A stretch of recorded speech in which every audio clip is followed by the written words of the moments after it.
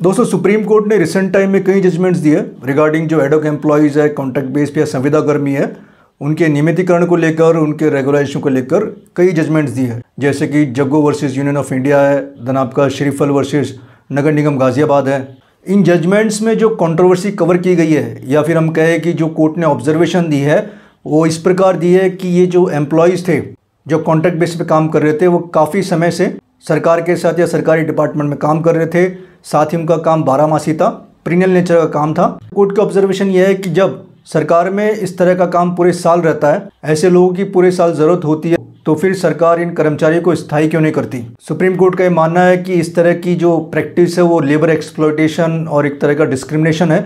Discrimination मैं इसलिए कह रहा हूँ क्योंकि अगर किसी सरकारी डिपार्टमेंट में एक व्यक्ति है जो रेगुलर है, एक व्यक्ति है जो कॉन्ट्रैक्ट बेसिस पे, तो जाहिर सी बात है जो रेगुलर है उसकी सैलरी ज़्यादा है, जबकि दोनों व्यक्ति काम सेम कर रहे हैं, तो एक तरह का डिस्क्रिमिनेशन भी है। तो सर्वोच्च न्यायालय कई बार टिप्पणी कर चुका है कि स्टेट को as a good state behave करना चाहिए, उसका जो बिहेवियर है सिटीजन्स के प्रति वो बराबर होना चाहिए। जिन जजमेंट्स की मैंने बात की है, जग्गो और श्रीफल वाले, इन सब के अंदर सुप्रीम कोर्ट ने पिटिशनर्स के फॉर में फैसला दिया है, उन सब की सर्विसेज रेगुलर की है। दोस्तों, सुप्रीम कोर्ट ने रिसेंटली एक ऐसा ही ऑर्डर पास किया है रेगुलाइजेशन को लेकर। अगर हम डेट की बात करें, तारीख की बात करें, उसकी तारीख है 19 अगस्त 2025 और ये ऑर्डर दिया गया है by the bench of justice Vikram Nath ji and Sandeep Mehta ji. दोस्तों, इस वीडियो में आगे जाने से पहले आप स्क्रीन पे देख रहे होंगे कि हमारे जो परसेंटेज ऑफ व्यूवर्स है नॉट सब्सक्राइबर 96% है, ऑलमोस्ट 96% है। मतलब हमारे लोग वीडियोस तो देखते हैं मगर सब्सक्राइब नहीं करते। तो आपसे निवेदन है कि अगर आप लोग हमारे चैनल पे नए हैं या फिर आपने अभी तक हमारा चैनल सब्सक्राइब नहीं किया तो please subscribe channel, press the bell icon. अब बात आती है कि जो 19 अगस्त 2025 का जजमेंट है वो प्रीवियस जजमेंट से अलग कैसे है, इसमें कोर्ट की क्या ऑब्जर्वेशंस रही है और फाइनली इस ऑर्डर में कोर्ट ने क्या डायरेक्शन दिए स्पेसिफिकली स्टेट को। देखिए, पहले हम बात करें, जब भी नियमितीकरण की बात आती है तो सरकार टेम्परेरी एम्प्लॉयज़ को नियमितीकरण नहीं करती है। उसके जो कारण बताती है, कॉमन जो रीजंस होते हैं वो ये होता है कि ये कॉन्ट्रैक्ट लेबर से। सेकंड कारण होता है कि सैंक्शन पोस्ट नहीं है। तीसरा होता है कि वैकेंसी नहीं है जिनके अगेंस्ट इन कॉन्ट्रैक्ट एम्प्लॉयज़ को रेगुलर किया जा सके। और इसके अलावा एक और कारण होता है बहुत कॉमन, जो सरकार या डिपार्टमेंट द्वारा दिया जाता है कि फंड्स नहीं है हमारे पास। तो सरकार जनरली ऐसे मामलों में पल्ला झाड़ती है कह के कि हमारे पास फंड्स नहीं है इनको रेगुलर करने के लिए। सुप्रीम कोर्ट का जो रिसेंट जजमेंट, इसका टाइटल है धर्म Singh versus state of UP, और बेसिकली इस जजमेंट के अंदर फंड्स के बारे में भी बात की गई है, स्टेट को स्पेशल डायरेक्शन भी दिए गए हैं, साथ में स्टेट से कंप्लायंस रिपोर्ट भी मांगी है। तो सुप्रीम कोर्ट की क्या ऑब्जर्वेशन है, पूरा जजमेंट क्या है, बात करेंगे इस वीडियो में।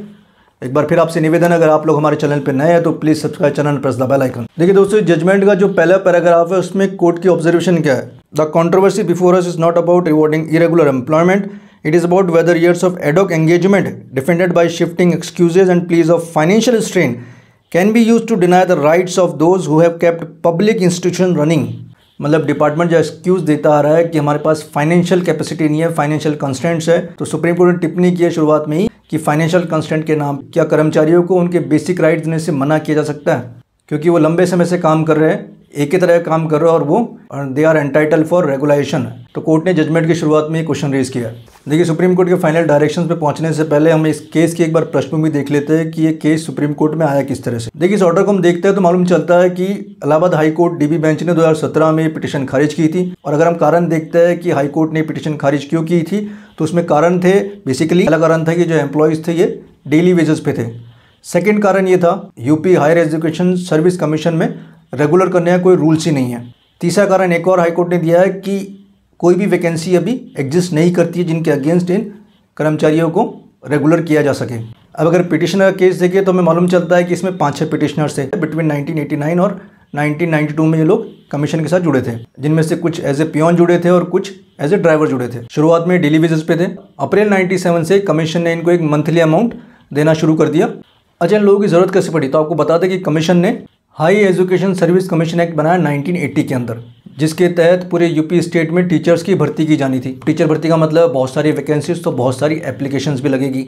अगर इतने बड़े लेवल पे हायरिंग करनी है तो उन एप्लीकेशन के स्क्रूटनी के लिए और भी काम के लिए इनको सपोर्ट स्टाफ की ज़रूरत पड़ी। सपोर्ट स्टाफ मतलब जो आपके पियोन हो गए, आपके चौकीदार हो गए, ड्राइवर हो गए, इस तरह के स्टाफ की इनको रिक्वायरमेंट हुई। तो कमीशन ने यहाँ पर रिक्वायरमेंट रेज की बिफोर गवर्नमेंट के, हमें 14-15 लोगों की आवश्यकता है। सरकार ने इनको एक आदेश दे दिया कि आप डेली वेज के हिसाब से जो सपोर्ट स्टाफ वो रख सकते हैं, पियोन, ड्राइवर, चौकीदार, या आप डेली वेज के हिसाब से रख सकते हैं। 1997 में सरकार ने परमिशन दे दी और इस तरह से जो करंट पिटिशनर्स है वो डिपार्टमेंट के साथ काम करने लग गए। इसके बाद 1999 में कमीशन ने एक और लेटर लिखा गवर्नमेंट को कि कुछ पोस्ट आप सैंक्शन कीजिए, जो कि सपोर्ट स्टाफ की पोस्ट है उसे आप सैंक्शन कीजिए।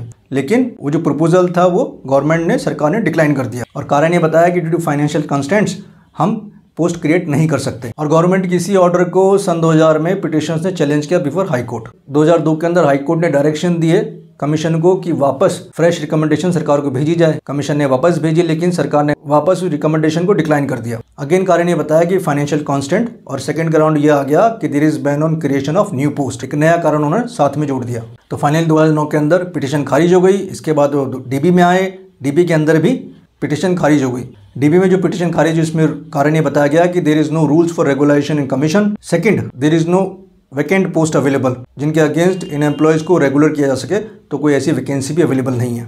फाइनली 2018 में ये मामला सुप्रीम कोर्ट में आया। सुप्रीम कोर्ट ने कहा कि जो प्रिंसिपल क्वेश्चन था बिफोर हाई कोर्ट वो ये नहीं था कि इनको रेगुलर किया जाए। बेसिकली क्वेश्चन ये होना चाहिए था कि स्टेट पोस्ट क्रिएट करने से कैसे मना कर सकता है, जबकि उस पोस्ट पे वो कॉन्ट्रेक्ट वर्कर्स को काम ले रहा है, काफ़ी लंबे समय से काम ले रहा है और उस डिपार्टमेंट में ये काम पूरे साल रहता है। तो जब वो काम ऑलरेडी सरकार के पास है तो एज ए गुड स्टेट वो पोस्ट क्रिएट करने से मना कैसे कर सकता है। ये प्रिंसिपल क्वेश्चन हाई कोर्ट के सामने होना चाहिए था, ना कि ये कि whether they are entitle for regulation और नॉट, क्योंकि ये तो कंफर्म था कि काफ़ी लंबे समय से काम कर रहे हैं, पूरे साल काम रहता है। तो अब रेगुलेशन का सवाल नहीं, अब सवाल ये है क्या सरकार पोस्ट क्रिएट करने से मना कर सकती है, जबकि उस तरह का काम पूरे साल रहता है और सरकार कॉन्ट्रैक्ट वर्कर्स से उस तरह का काम ले रही है। जजमेंट का लिंक मैंने डिस्क्रिप्शन में दिया है, आप वहाँ जाके देखिए। इस जजमेंट में फर्दर सुप्रीम कोर्ट ने बात की है जग्गो वर्सेस यूनियन की, साथ में श्रीफल वर्सेस नगर निगम के जजमेंट की भी डिटेल में बात की है। उनके जो पॉइंट्स थे वो पूरे जजमेंट में बताए गए हैं। लास्ट में जो सुप्रीम कोर्ट के ऑब्जर्वेशन है इस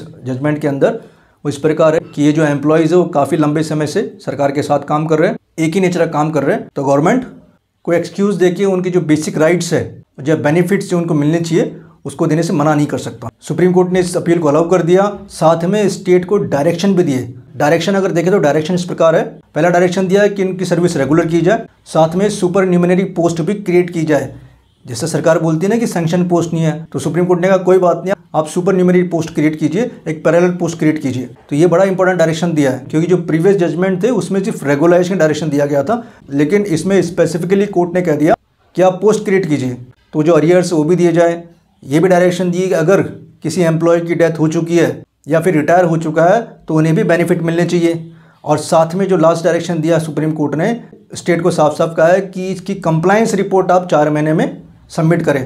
तो दोस्तों ये जजमेंट इंपॉर्टेंट इसलिए क्योंकि यहाँ पे सुप्रीम कोर्ट ने क्लियरली कह दिया कि अगर आप कहते हैं कि हमारे पास वैकेंट पोस्ट नहीं है या सैंक्शन पोस्ट नहीं है, तो आप फिर सुपर न्यूमररी पोस्ट क्रिएट कीजिए। फंड का भी आप हवाला दे नहीं सकते कि हमारा फंड्स नहीं है, ये भी आप एक्सक्यूज़ नहीं दे सकते। इवन इस मुकदमे में तो ये भी था कि जिस डिपार्टमेंट में वो काम कर रहे हैं वहाँ पे रेगुलेशन कोई रूल्स ही नहीं थे, लेकिन फिर भी सुप्रीम कोर्ट ने ये आदेश पारित किया। तो उम्मीद करता हूँ जानकारी पसंद आई होगी। जितना हो सके इस वीडियो को लाइक शेयर कीजिए। अगर आप लोग हमारे चैनल पर नए हैं तो please subscribe channel, press the bell icon. आपको अगर PDF चाहिए इस जजमेंट की तो आप हमें व्हाट्सएप पर संपर्क कर सकते हैं। फिर मिलेंगे नई वीडियो में टॉपिक के साथ, तब तक के लिए नमस्कार।